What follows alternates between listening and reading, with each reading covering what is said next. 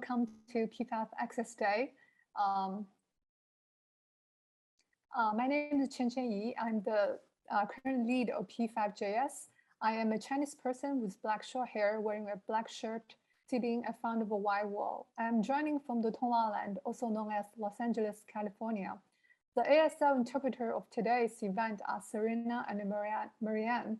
You can turn on the CC live transcript feature at the bottom of your Zoom window. The caption is automatically generated by Zoom. It may be hidden under the More button, depending on your computer screen size. I'm very excited to introduce you the third panel of today's event, Access and Community Building, moderated by Dorothy Santos. This session invites panelists Tiny Tech Zine, Closest and Home, and Zine to reflect on their diverse practice and how each points us towards a vision of community building that is more accessible and inclusive. Let me start the session by introducing the moderator. Dorothy R Santos is a Filipino-American writer, artist, educator, and executive director of the Processing Foundation. Dorothy, please take it over from here. Thank you so much, Q. I feel so honored to be here. I just want to double check that everyone is able to hear me. Yes, okay, awesome. Yes, thank you for the introduction. My name is Dorothy. I am a Filipino human being. I have short black hair, has specks of gray in it. I have headphones on. I have a small nose ring here. I have a black crew neck on the left upper hand side. It actually says do spells. I love spell work, which I think we're all doing today. And then the background is space. And I'm on unceded Ramaytush land, or contemporaneously known as San Mateo, California. So first up, we're going to hear from Tiny Tech Zines. Their work emphasizes care and centers relationships between marginalized communities and technologies. They organize as guests on the Stavanger so-called Los Angeles land. And together, they feel for the nuances of digital text presence in their worlds, in our worlds, really. And they define technology very openly as anything that beings have made, are making, will make. And they ask really important questions such as how our communities harness and create technologies for their needs, our needs. How do care and technology come together in deeply meaningful ways? And Tiny Tech Zines is organized by Rachel, Tristan, Tyler, and Jules, and they're inspired by the New York Tech Zine Fair. And I'm excited to hear all the things they have to share with us.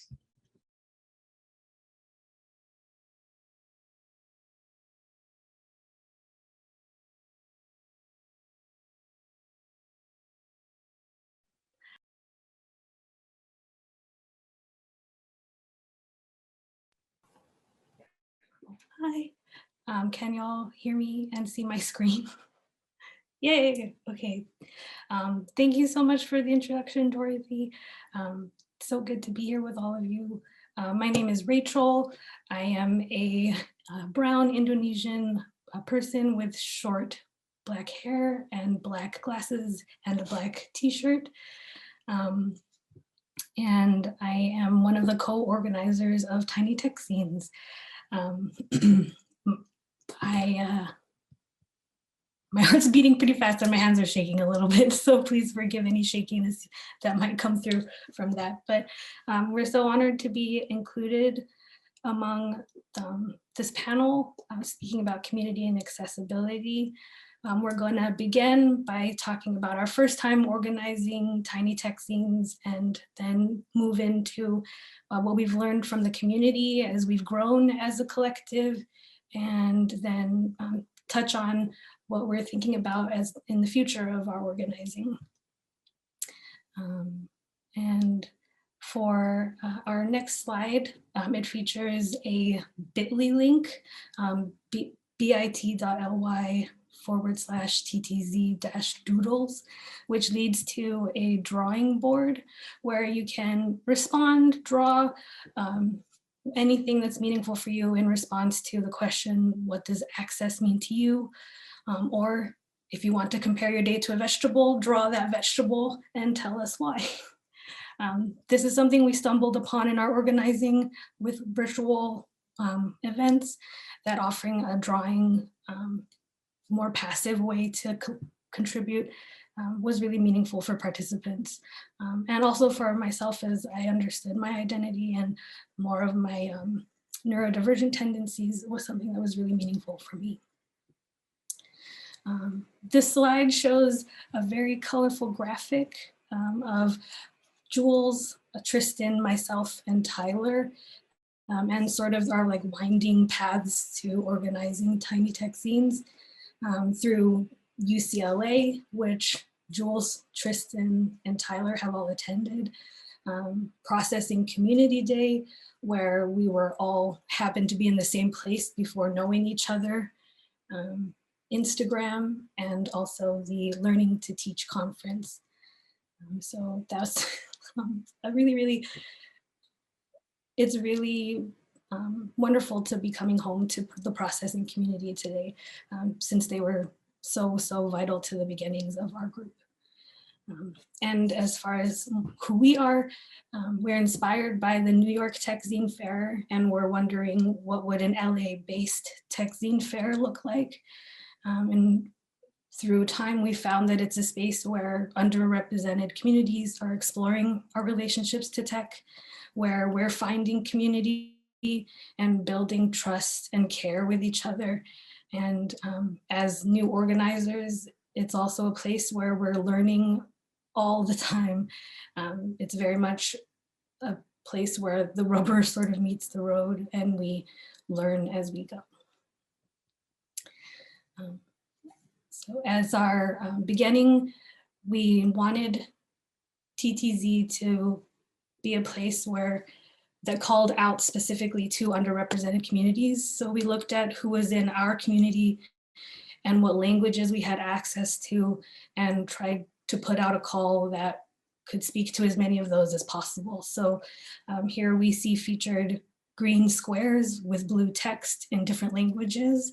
And the languages that are featured are on the top left, Korean, on the top right, Thai, on the bottom left, we have Spanish, bottom middle, Armenian, and on the bottom right, we have Tagalog. Hi, my name is Jules. I am a white person with curly brown hair and brown eyes, wearing clear glasses and a black cutoff t-shirt. Thank you so much, Rachel, for introducing us. I'm really excited to be here today. So during our first TTZ Zine Fair that was held in 2019, we wanted to make sure that the fair was financially as accessible as possible, both for tablers and for folks who wanted to submit absentee zines. So the tabling fee was $25 flat, and if someone wanted to sell a zine without being present, it was just $5 for the zine. So we were sort of thinking to ourselves then, and are continuing to think, whether participation could be completely free someday, whether we could move toward actually compensating all participants, including tablers. Like, what could that look like? How can that become sustainable? And of course, like, what other forms of exchange could feel meaningful in addition to that compensation?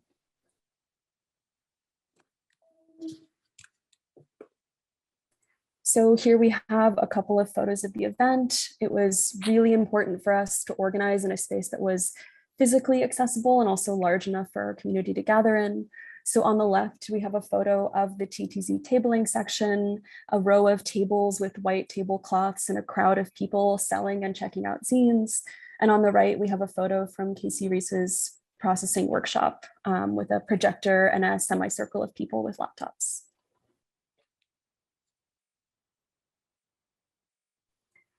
So to us, access fundamentally means care.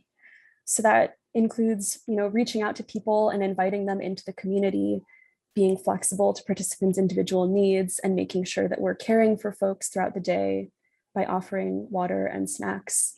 So this is a graphic of a lot of different ways that we feel access manifests as care, with a red heart in the middle surrounded by in rainbow order blobs that say accessible venue, picnics, free snacks and water, check-in calls, low tabling fees, custom team shirts, goodie bags, free workshops, and free admission.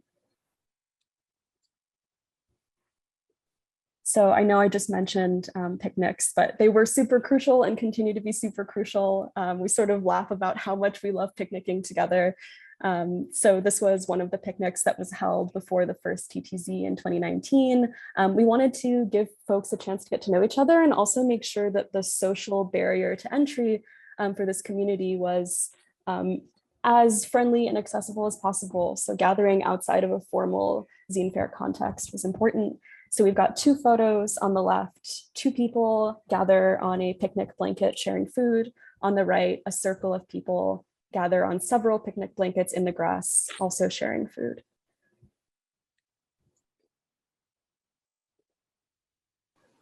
Hi everyone, my name is Tyler. I am a Chinese person with dark hair. I'm wearing a black t-shirt and thin glasses, and I'm sitting in front of a bookshelf and wearing headphones.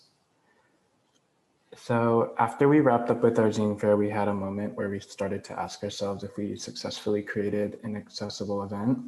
So even though a lot of the feedback that we got from our participants was positive and meaningful, we also noticed that a few of the people who came out to support us may have looked a little lost. So while we were trying our best to make our event accessible to specific communities, we realized that if someone walked in without some prior connection or interest in zines, this could be a potentially overwhelming or intimidating experience. So in other words, we noticed this tension between trying to cater to specific audiences, but while ensuring that newcomers to this space could feel equally welcome. So moving forward with our practice, we started to think more about how to resolve that tension. Here we see a slide with some pictures of our work.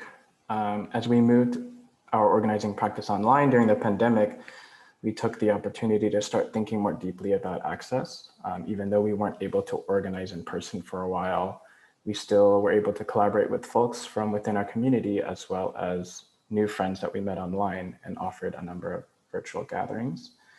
And it was through these smaller scale events that we were able to learn a lot of new strategies and start to integrate them into our ongoing work. One of the first workshops put together online that we facilitated through Zoom was a speculative fiction workshop that we made with critical theory index. And at that point, it was sort of right at the beginning of lockdowns. So we spent a lot of time just trying to collectively process the unknowns of the pandemic. And as we were organizing, we had to be mindful of our own bandwidth as organizers. So it was important that we allowed ourselves to move slowly when things felt overwhelming or difficult. Importantly, we really wanted to experiment with new ways for people to participate beyond just text and speech. And so one of the ways we did this was actually by offering a link to a doodle board, just like the one that Rachel mentioned earlier. And this was a great way for participants to sort of get together in a alternative digital space and draw together.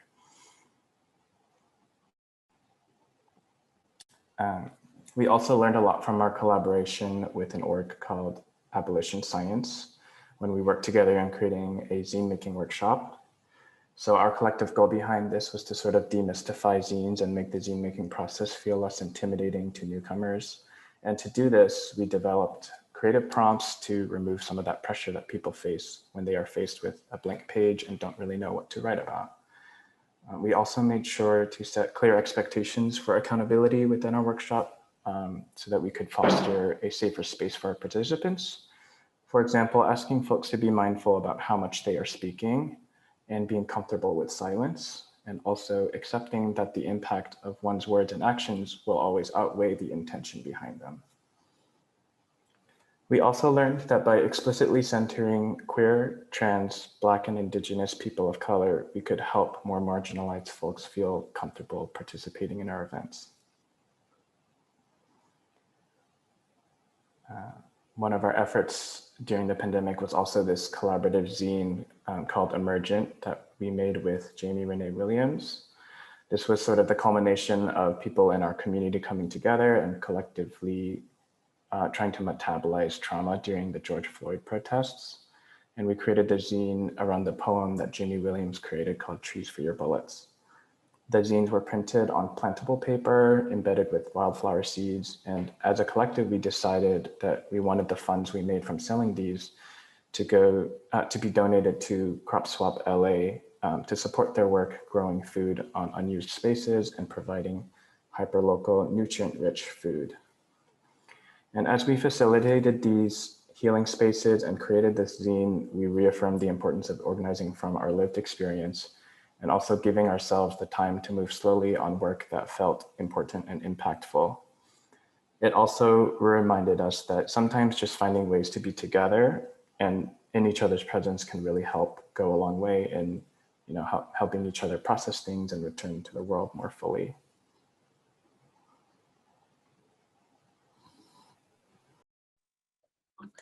Hi, this is Rachel again. I just wanted to, we wanted to dedicate a slide to Pro Bono ASL, who happened to be here today, which we're really excited about and happy to be in community with again.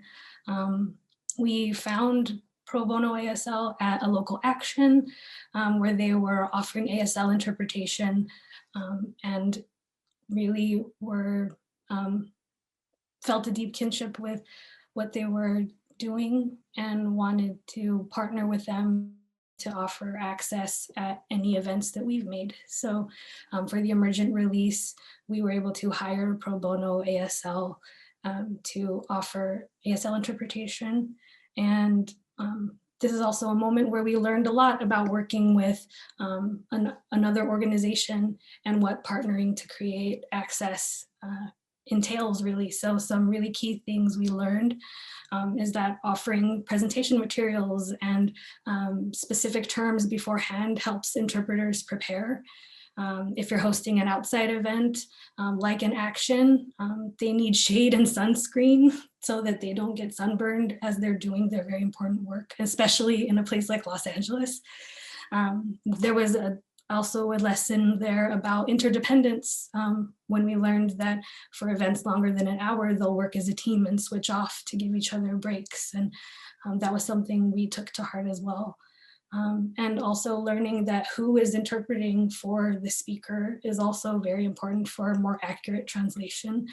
So another thing to be very mindful of when we're communicating access needs with a partner org. So thank you so much. We really, really love Pro Bono ASL.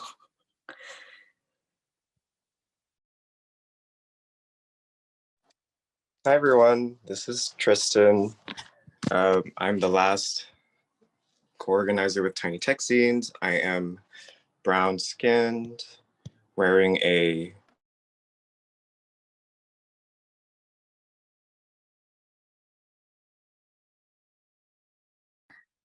Oh no, Tristan. Oh, there you go. We can hear you now. Can you hear me now? Yes. Okay, I'll go back. I'm Tristan. I am brown skinned. I have long black hair and I'm wearing rose pink glasses and a bright yellow shirt with a flared collar, and behind me is, I'm in my kitchen, so it's just my window and some window plants. We're now on a slide titled Zines as Collective Care. And this was a workshop that we had in partnership with Beyond Baroque, which was this LA-based literary arts center. And so the scope of this workshop was basically, we brought different colored seed papers, different kinds of mark making tools and other craft materials, and basically just guided our participants through making a zine that was intended to be a gift to someone else. Our prompts were to kind of to think of a gift that you've been given or a gift that you'd like to give, what that gift might look like in 100 years, and to whom you'd like to gift it to. And so we have 3 images on this slide. The one on the left is someone holding a mint green zine titled The Greatest Gift Gifted to Me. The image in the middle is, I would say, a hibiscus pink zine. It's bound with a pink smiley face binder clip with 2 googly eyes and red lips made from paper. And the last image on the right is a Polaroid of one of our participants holding their zine.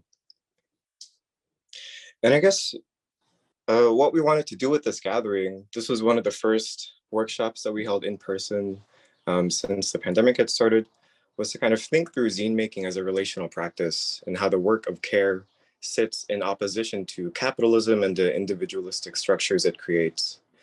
Also to kind of acknowledge that zines have this history of sharing insurgent and restorative knowledge across communities, neighborhoods, institutions, prison walls, etc., and that your lived experiences can be an access point into forms of generating and distributing knowledge like zines. We were also really inspired by Robin Wall Kimmerer and their writings on gift giving as a kind of alternative system of exchange, and on gift giving as this renewable resource that kind of continues generating and fulfilling material needs over time. And also as a kind of system of accountability where you receive a gift and then you kind of have a different relationship with this object or material or idea because it was gifted to you by somebody else, as opposed to something that you would just buy in a store and kind of have a transactional relationship with. So we were really trying to tap into those histories with zines for this workshop. We can go to the next slide.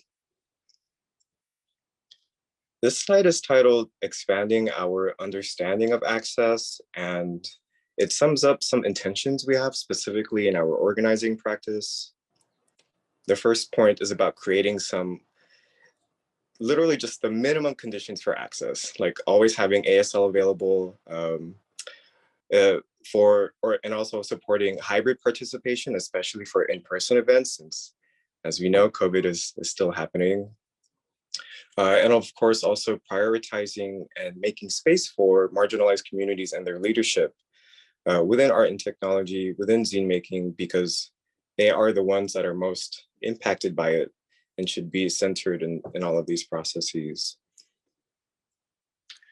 Our last point is really to kind of, I guess, hone in on the fact that everybody is experiencing various levels of pressure and oppression within capitalist colonialist systems, and that in asking for people to kind of collaborate with us and participate is to also not demand a lot of our collaborators and to be really attentive and sensitive to any needs that they might have to kind of participate in a way as fully as possible. Next slide. This is one of our final slides. It's titled What We Hope to Learn and Are Thinking About for the Future of Access at Tiny Tech Zines. We have some specific questions here and ongoing inquiries we have that are meant to clarify what our vision for access and community might be in the future. For example, how do we help specific communities move through confusion or intimidation in relation to zine making or technology as a creative practice? How will these communities that we work with, how do their access needs evolve over time? And how can TTZ morph or reshape to accommodate them? In what ways can we kind of continue to safely make space for everyone to share what their needs are and normalize that as kind of something that should be happening in these interactions together?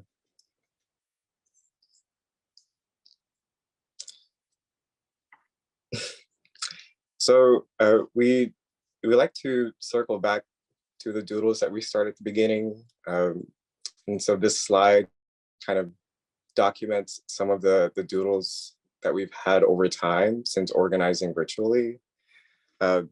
There's a couple of them in here. They're all rendered with bright colors, and there are a lot of images of fruits and flowers, scientific notations, mountain formations. And we can see that they're all like, in one way, they're like a way for people to participate non-verbally or without text.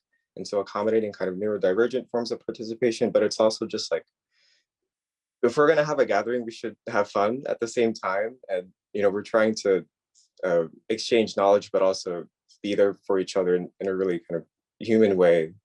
So having this record or like this archive of our doodling activities over time seemed really important to have. So I guess with that being said, maybe we can switch over to the doodle and how that is going.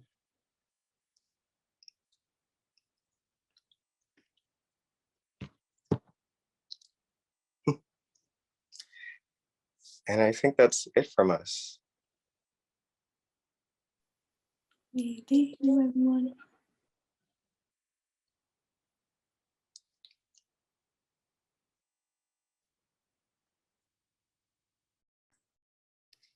Thank you so much, Jules, Tyler, Rachel, and Tristan. So let's move on to Close Isn't Home. Samantha and Grace are designers focused on interactive platforms and 3D. They're also the co-founders of Close Isn't Home, which is a multidisciplinary collective of 3D and comprised of a 3D resource platform by and for BIPOC folks and identities. Grace and Samantha are both graduates of the Maryland Institute College of Art and now work as designers. In 2020, they established international connections in Asia, Oceania, and Europe through interactive projects such as the Digital Artist Residency.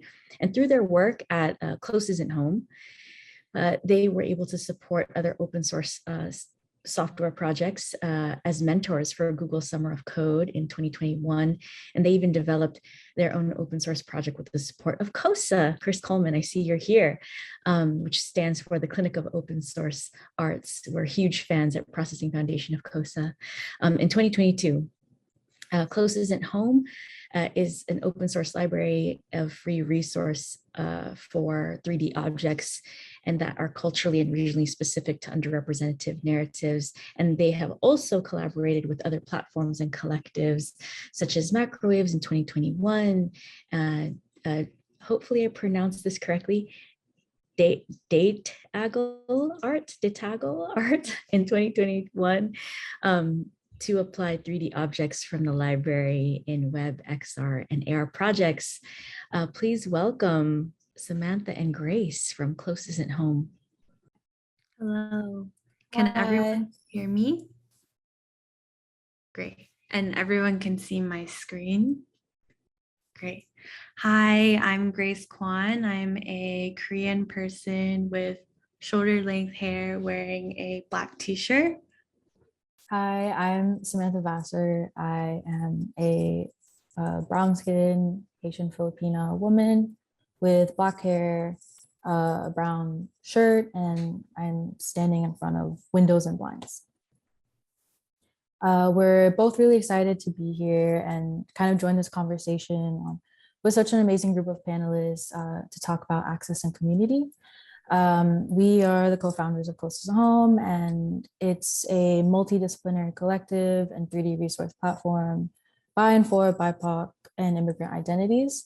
In 2020, we started a public asset 3D library to act as a transparent and accessible resource for BIPOC and immigrant creatives. In response to the limited digital resources for culturally and regionally specific objects, we started collecting 3D objects, contextualized with anecdotal written narratives from different BIPOC contributors. Unlike other 3D platforms, we're trying to avoid the dehumanization and desensitization of digital cultural objects, and instead provide context for people's lived experiences. So this slide has a picture of a black and white picture of both of us in the corner. A little background on us, as mentioned before, we both graduated from the Maryland Institute College of Art in 2020, Sam as an interdisciplinary sculpture major. I was a fiber major, and although we both didn't really major in 3D animation, we both fell into 3D design. I learned Rhino, digital fabrication at school, but learned other programs such as Clothes 3D, Blender, and Snow 4D during the pandemic.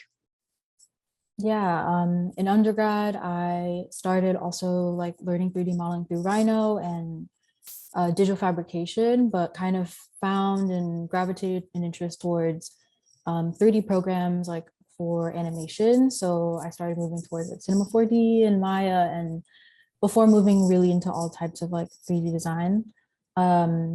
Currently, like we both work as designers, and Grace is a virtual material creator at Under Armour, and I work as a junior designer and 3D designer at EVA NYC. So we started Close Isn't Home in college to create a collaborative project that is supposed to navigate our own personal experiences, identities, and cultures.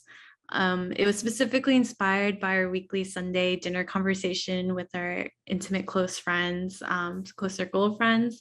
And we realized we wanted to expand the sense of community beyond our own circle. And you can see on this slide pictures of us in undergrad, some in a gallery space and other just like in front of a green screen digital environment. We wanted to use digital art as a means of appreciation and preservation of cultural differences and to collaborate with other BIPOC. And from the beginning, we were thinking of what digital art looks like to be online and accessible beyond limitations of physical space. Our first iteration of Close Isn't Home consisted of an interactive game and like a virtual environment that we created in Unity, and as well as like correlating materials such as a book. But we kind of started this environment as a digital hybridized space of like both our grandparents' homes. And the creation of the grandparents' home was through digital means, like represented a sought connection with home spaces, spaces of foundational cultural identity and sense of homeland origin. The game was a first-person experience in which you could contextualize cultural objects and what they could represent and what they represent in our personal experiences and cultures. The game player could move through the environment to engage with the objects within the scene. Some of the objects in the scene were like clickable and open descriptive text boxes, allowing like the person playing to gain more context of the cultural significance of said objects. The scene kind of represented cultural, like our cultural multiplicities of being like generation American, and refers to a lot of nostalgias of American culture as well. This was a personal project between the two of us, but after we like graduated in the middle of the pandemic, we realized the need for digital communities, like especially for the BIPOC people. This was a great kind of reflective project for us, like to think about like what lived experiences and intimacy could look like, I guess, are the future of Close Isn't Home. So we started transitioning to focus on the community aspect, to like sharing resources and reimagining what Close Isn't Home could look like. So our mission was to find other methods of skill sharing, accessibility, and community outside of the realms of more elitist education. And one of our main priorities is to create access to building skills and sharing resources. And we noticed that in like a rapidly growing digital industry, there's a noticeable digital learning curve specifically for BIPOC creatives. Within the creative world, 3D design and immersive experiences are almost in every industry, to a point where we found that a 3D design software is kind of listed as a job requirement on a lot of these resumes. And within the past few years, there has been an increased interest and support for 3D democratization, but this democratization often excludes many individuals that lack direct access to these resources. And as we know, as NFT culture and large cultural institutions grow and influence and gain more control of digital property, we're trying to refuse the institutional claim of digital ownership and want to control our own narratives within this new digital realm. Through kind of our mission and values, we are constantly asking what community and access means to us, like as a platform. And to us, like community and access is sharing resources and skills and creating space for transparent, candid conversations like with our peers. In March 2021, we participated in digital artist residency and opened up a call for like other BIPOC and immigrant creatives around the themes of transformation, seasonal shifts, and the positivity that can accompany change. We wanted to take this opportunity within the digital artist residency to connect with individuals online and extend the residency to other BIPOC people interested in similar digital art principles. With creatives kind of based all over the world, we met with everyone to discuss their digital art ideas as it relates to identity, culture, and art accessibility in non-Western traditions. Among the projects, you can find seemingly familiar objects like dandelions and a traditional Manchu teacup, but they become complex with intentional choices of audio, writing, and visual references.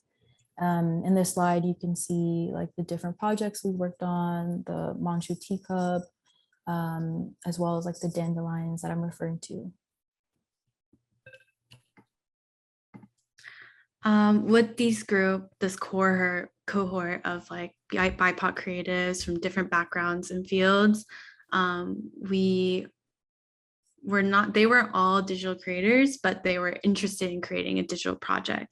And so the collaborators were also searching to connect with other BIPOC identifying people through this residency. So through this project, we were not only able to create access to 3D resources, but also connect each other and us to one another.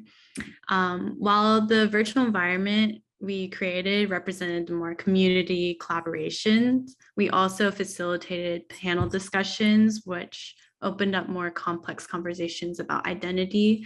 We felt like it was really important to share these open conversations centered around the questions of what it means to create culturally specific work and what it means to create digital work as a BIPOC identifying person. And in these online spaces, it allowed us to have more global connections with our peers and sharing similar experiences across our individual specific diasporas. And we discussed topics that are kind of more controversial, like NFTs, and something that are just more about our own identities, including cultural differences within mental health. And you can watch the full video on our YouTube or find it on the Digital Artist Residency page. On this page, we kind of screenshot a Zoom photo of all the contributors.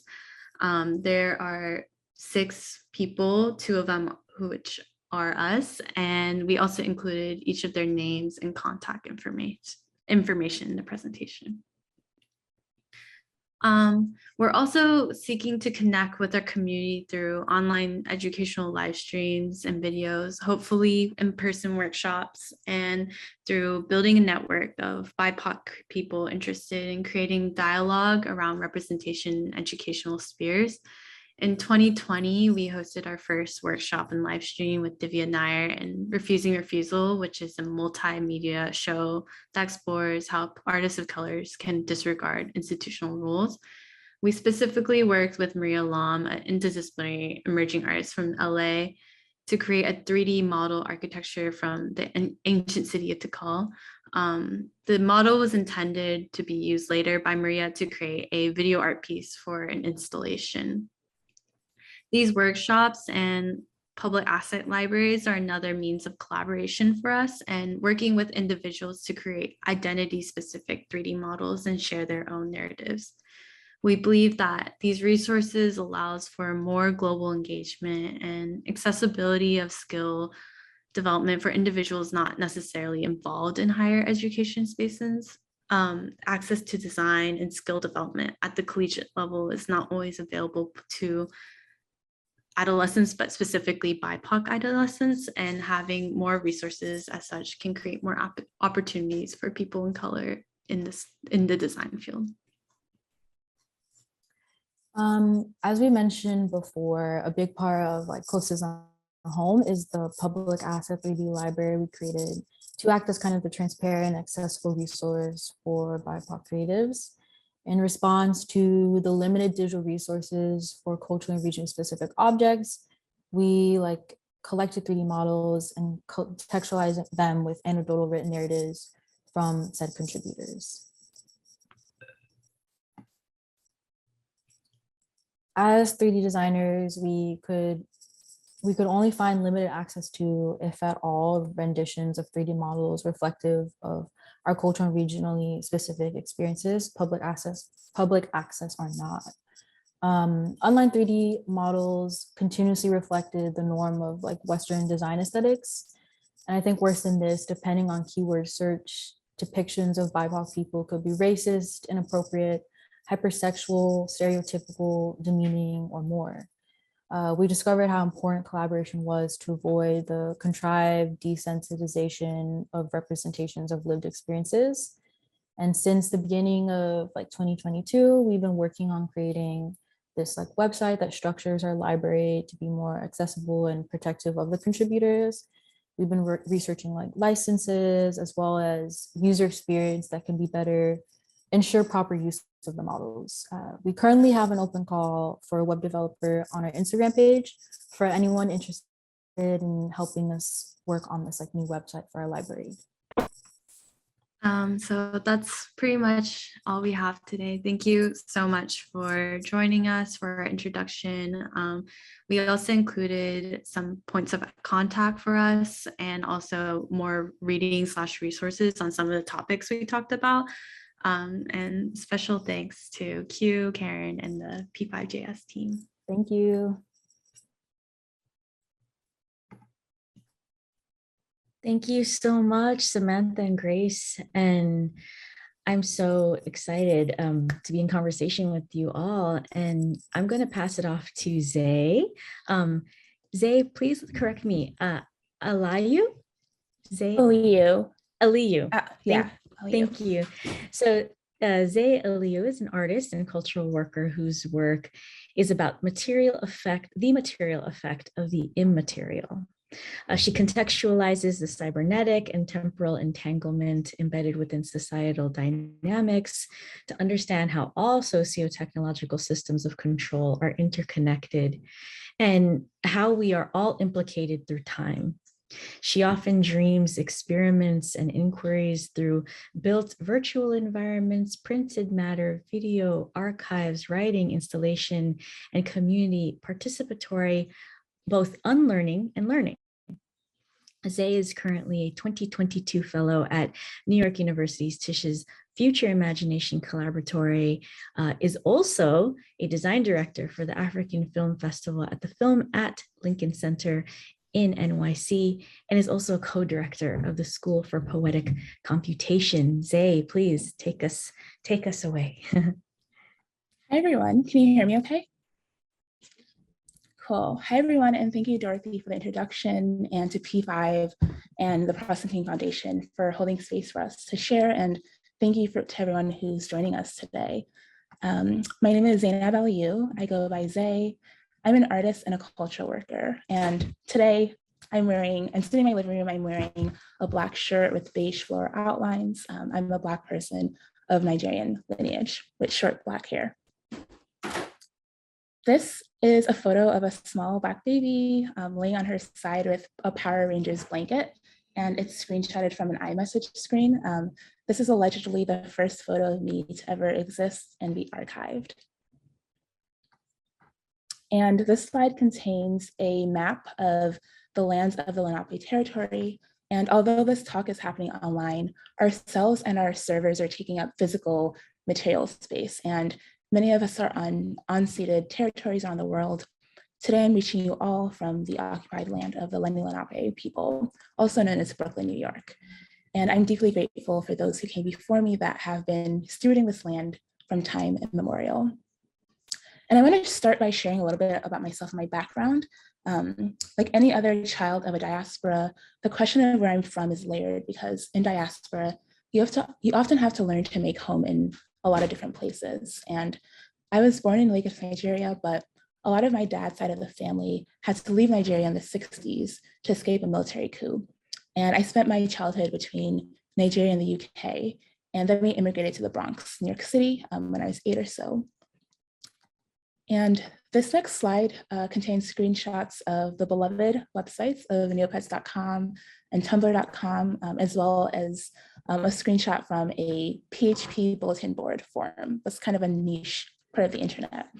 And in the same way that some of my dad's family left Nigeria to seek safety, or the way that my mother moved us to America in pursuit of the mythos of the American dream, I inherited this trauma, and I sought the technology of the internet when I was young for some sort of stability of community. And for me, cyberspace was a site of potential that wasn't tied to geographical bounds. And it was through an upbringing on the internet that I learned how to visually communicate with computers, and it's where I wrote my first lines of code. This is a photo of a white poster with big red text with a black hand unplugging a blue computer next to an orange butterfly. It's hanging from 2 pillars in front of two brick walls. And it was made for anti-ICE organizing at Carnegie Mellon University. And so today and now I understand that the internet, like many other technologies of today, replicate systems of violence that exist in our material world. And so the military imperial complex of a technology school like Carnegie Mellon, which is where I did my undergraduate studies in design and where I supported local organizing around economic and racial justice in the Pittsburgh area, it's the same military imperial complex that started the internet in the first place. And it's also the same complex that we see in large technology companies of today. And so I spent a lot of time interrogating my proximity to these techno-solutionist monocultures and dominant cultures, while also interrogating the entangled relationship between systems that generate power and control over time. And this slide contains various images, a diagram of an underground ant colony, a photo and a drawing of mycelium networks, and a diagram describing informatics and cybernetics. And so within my work, I seek to deepen my comprehension around computational and societal systems, because I think that learning about the designed infrastructures of these systems in our society will not only help me better critique them, but also understand how to subvert them and dream up alternate ecologies in their place. And I think we have a lot to learn from nature and indigenous cybernetics when it comes to rebuilding our world. Thinking through questions like, can we collectively remember what it means to return to ways of being one with each other and with the land? What does it mean to move at the speed of nature or trust rather than at the speed of Western time? And I wanted to also just quickly share a few more themes that guide my current work. This slide contains text that says cybernetic and temporal entanglement within societal dynamics. And so I think a lot about how all socio-technological systems of control are interconnected and how we're all implicated through time. I'm informed by anti-racist, decolonial, and feminist critiques of computation.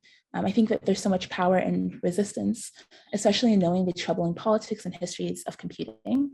There's a quote from a talk that I sat in by Fred Moten, reading some of his poetry, resistance is making yourself into a conductive thread. I think a lot about the material affects of the immaterial.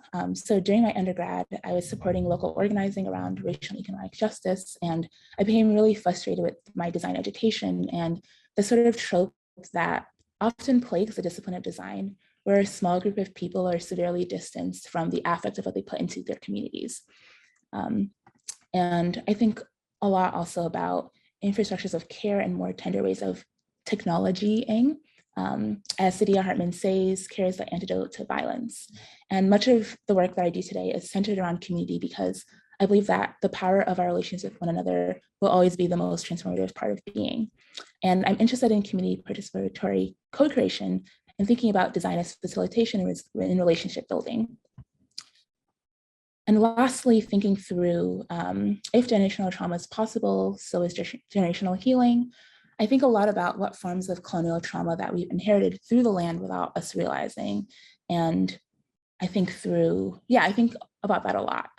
Octavia Butler says that there's nothing new under the sun, but there are new suns. And I think a lot about what those new suns look and feel like. And my interrogations have manifested across a number of projects and organizing work, and I'll share just a few with you all today. This slide introduces the project Cloud9, Collective Love on Your Desktop. This slide contains a screenshot of a website with a blue cloud background, round bubbles, and red and yellow blocks of text. Cloud9, Collective Loving Your Desktop, started as a collaborative virtual environment and a rapid response global live stream for sharing mutual aid resources and solidarity that directly informs and supports everyone in our worldwide community that was affected and is still affected by the COVID-19 pandemic. And this project takes on a bias-force approach, centering queer, Black, Indigenous people of color, because our risk of compounding and contracting COVID-19 is compounded because of these overlapping societal systems. This slide contains a screenshot of that same website, this time with many, many colorful blocks of text that make up a calendar. This project started as a collaboration with Bufu, Bias for Us, and China Residencies, and it extended into a wider community. And so from March to May in 2020, we held over 100 public live stream programs for over 5,000 participants all over the world. Together, we shared mutual aid resources. We launched 2 global 24-hour parties, as well as Sacred Space to Mourn with vigils. And the funds that were received were also used to supplement lost income within our community due to the pandemic. And this slide contains a screenshot of a website with a Black background and a grid of white and green flowers that were made in p5.js, shout out p5.js. We continue to work together on a memorial garden, a space for collective remembrance with care, gentleness, and respect. And during these periods of mass isolation and loss, really creating intentional space to enact and celebrate collective memory is really vital, especially since this pandemic has limited how we can gather to mourn and remember. And so with this project, we sought to invite our community to transform personal grief into collective healing, growth, and liberation. And next I want to share a project. This slide has the text, Dictionary of Dark Matters. This slide contains an image and a video of a Black person holding a Black book with blue text and white drawings, as well as a screenshot of a Zoom grid of people and a screen recording of a Black, blue, and white website that looks just like the book. And during the same summer, myself and my friend and collaborator, American artist, stewarded a learning group on the critical theory of technology. Together, we studied theory, but theory is nothing without the lived experiences that inform it. In this class, which is called Dark Matters, Blackness, Surveillance, and the Whiteness of the Screen, gave us intentional time to tend to ourselves as we contended with the infrastructures that govern us. It gave us time to study the material while living within the systems that we were learning to name.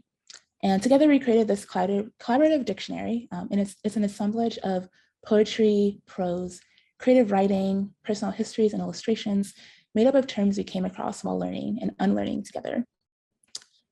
And this slide contains pages from the book. On the left, a list of words that appear in the book. Some words are blacked out. And on the right, a list of contributors in various colors and fonts of contributors choosing. And throughout the length of the class, we engaged in models of self-publishing and breaking down distinctions of knowledge production, which is something that's really important to me. And by archiving our histories and inserting our direct experiences into the critical theories we're learning, we were looking inwardly and actively engaging with the way that we move through the world. And this feels increasingly necessary to really ask the questions about whose bodies and freedoms are most controlled and policed.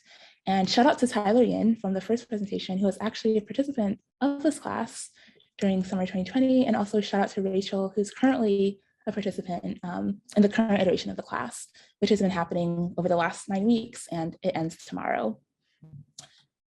And in this slide, 2 definitions of the term environmental injustice, one written in blue and the other written in yellow. And the background contains a red drawing of a landfill. This next slide is a definition of the term the right to be forgotten in blue text, alongside the definition of transaction in pink text.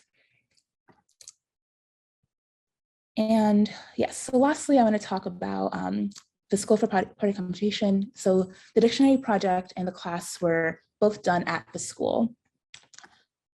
This slide contains a lot of images. There's an image of a space with 4 large windows, and the letters SFPC are taped on the windows with big blue tape. And the words, the School for Poetry Computation, are in yellow tape on the bottom of the windows. There's also a photo of 20-ish smiling faces around a long dinner table, a screenshot of two women, one of Black and the other of Asian descent, smiling. Their faces are captured with white and red face tracking lines. On the bottom, a photo of several physical computing devices on grid paper, and in the middle, a video of a Black woman and a white man high-fiving each other, wearing handmade LED bracelets that light up upon contact. And the School for Reported Computation is an experimental school that supports interdisciplinary study in art, programming, hardware, and critical theory.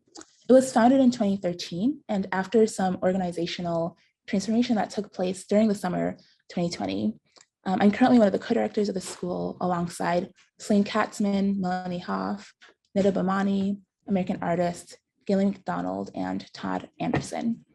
And before I became a co-director at the school, I was a student in the fall 2019 cohort. There were a total of 17 student participants in my cohort, and we studied together at Scpc's in-person classroom, kitchen, and studio space in West Beth in New York City. And we were together for 3 intense months, taking classes of all sorts.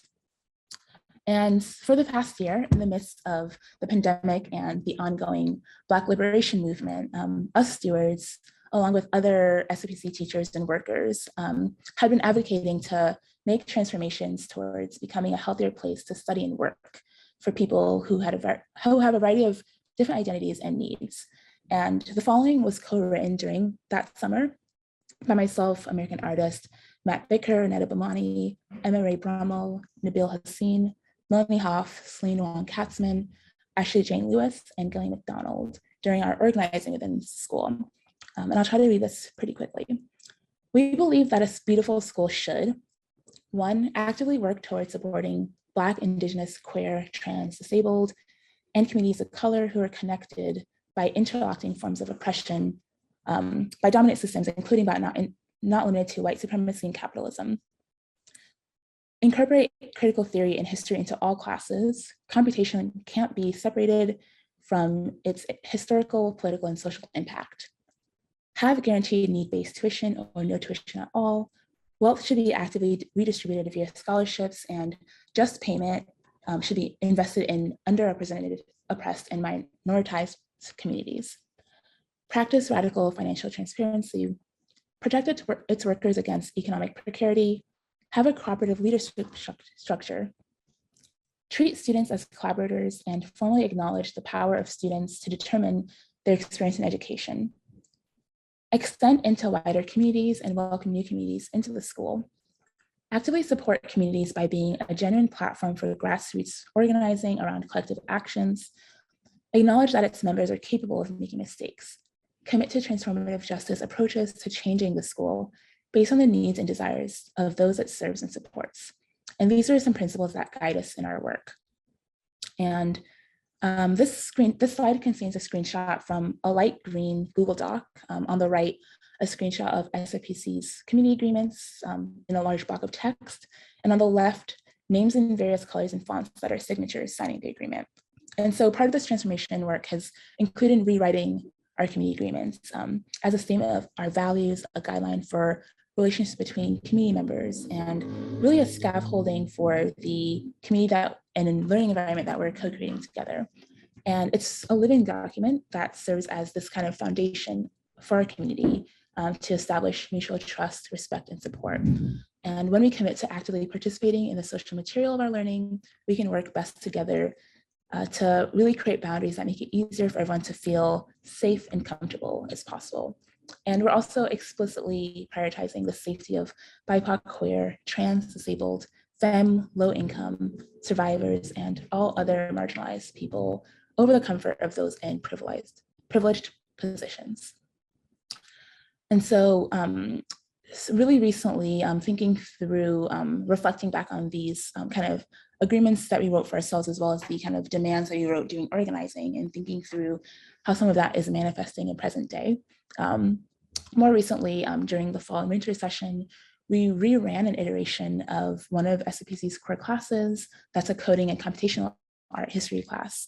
And we've been thinking a lot about how to iterate upon this class, where previous iterations of this class had focused predominantly on computational artists who are white men and women from Western American backgrounds. And this iteration that we most recently ran is an experimental iteration that really foregrounded artists of varying cultural backgrounds to really challenge the computational art canon.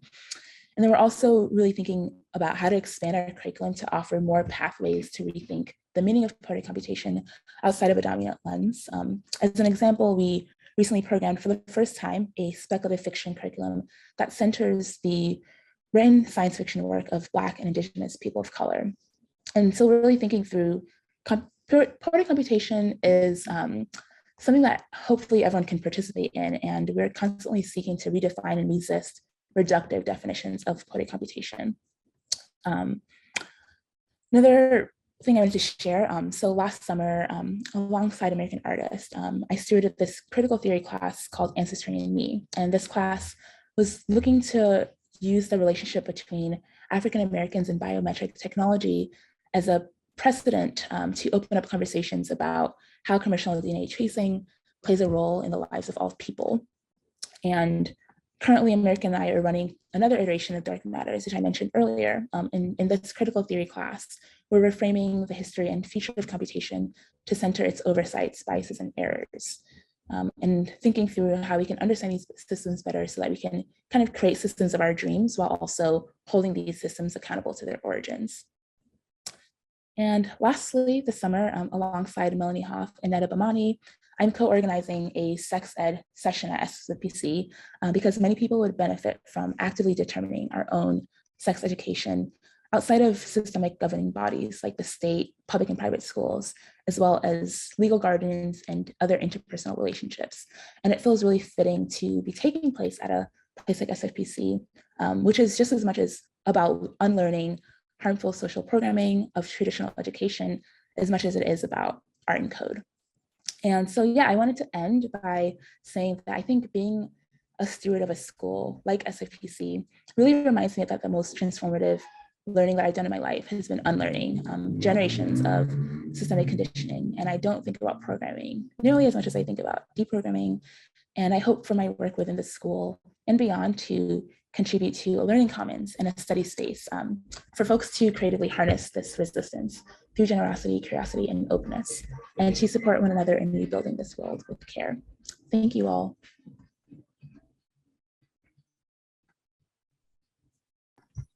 Wow.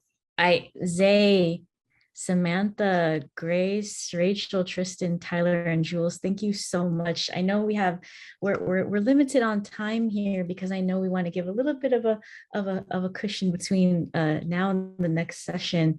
I'm just going to go ahead and ask one of the questions I prepared. And thank you again. I'm so humbled. I mean, I am very familiar with each of your works, but in thinking about all of your works and practices and how each of you is continuing to create these accessible and inclusive spaces and conditions for explorations of, immaterial, as we were listening to Zay talk about her practice, the material through Tiny Tech Zines, and then through the digital or these 3D 3D spaces that Samantha and Grace talked about with their 3D resource platform. So I guess my question, because I feel like this is, I want to hear what each of you has to say.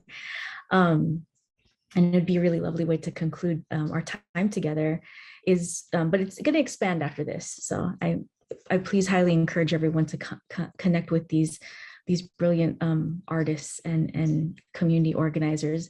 What is an idea or a vision that each of you wish to see out in the world that was sparked by your presentation? Sometimes when you're presenting, you think of new things, or even just by listening to each other. Maybe you were listening to each other's presentations, because I really obviously would love all the panelists to connect with one another.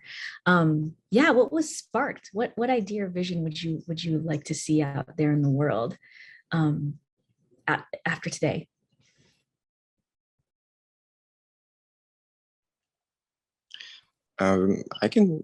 I can say something. I think one thing that came up for me while listening to everyone's work was the importance of building this like decolonial archive, or an archive that's like queer, decolonial, and anti-capitalist, and one that is also like participatory and allows for the community's involvement in its production.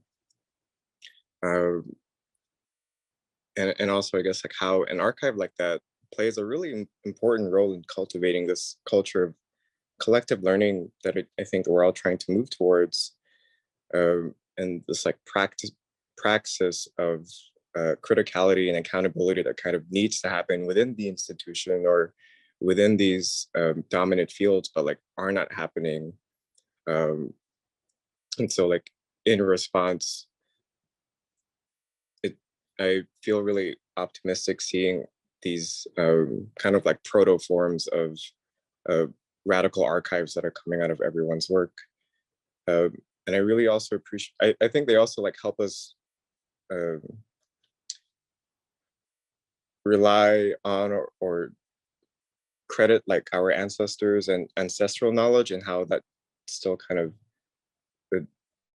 disperses in our daily lives, and the way that that kind of shifts our lived experiences, and just being really intentional about how we generate knowledge and distribute it and share it. So radical archives, I guess.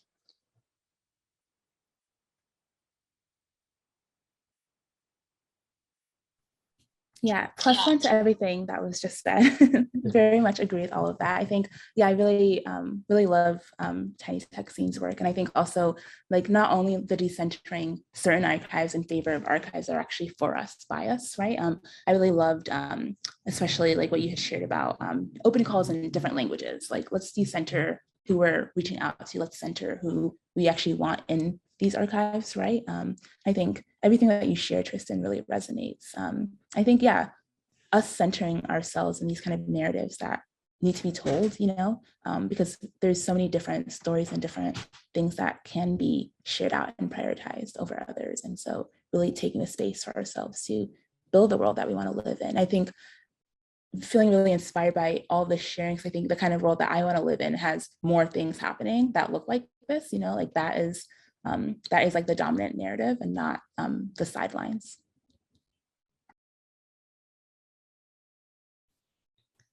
Yeah, I also think that I echo all those sentiments as well.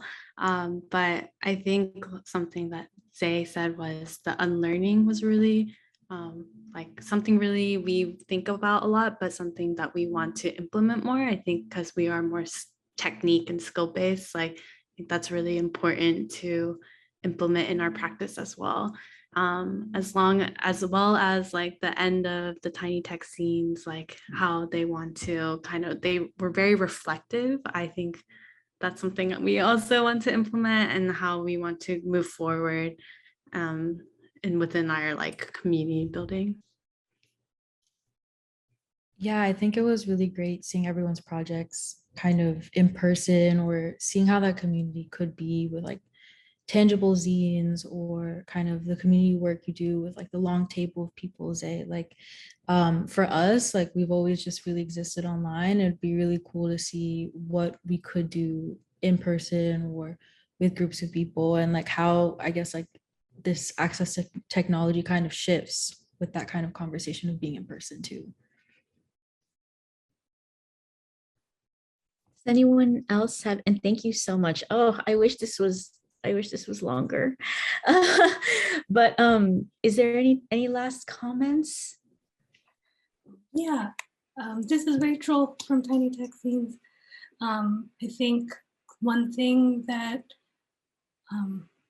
I really loved about everyone's presentations is that we're each building and contributing to a world where perceptions about race or anything is like moving away from monolithic perceptions and are really digging into the like, specifics and what is beautiful about each of our experiences, which is something that I very much appreciate. And personally, when we created Emergent for Tiny Tech Zines, it was our first zine ever.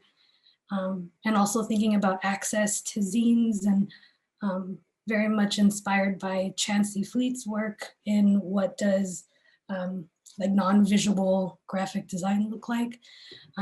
Some considerations we made in the design of the zine was to offer different sizes of pages within the same publication to differentiate between what were artist collaborations and the poem that ran through the zine, and like offering more texture and feel. And it still very much is only touching the surface of the possibilities of zine structure. And also thinking about what could a digital zine look like, and how that branches into online access. So more, we're very excited to see more zines that are in consideration of other experiences besides visual and visual. Thank you so much. I'm so inspired. I'm so inspired. Thank you. Thank you. I think Q, do you want to say a little something before we move on? Thank you again, everyone. This was amazing. Thanks, Dorothy.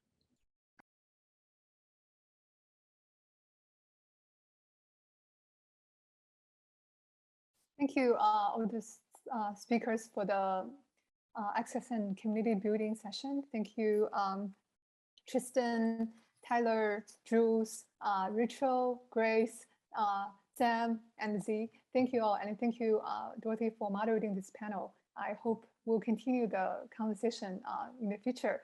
And we will have the next session, Access via Translation, starts in 4 minutes. So please stick around.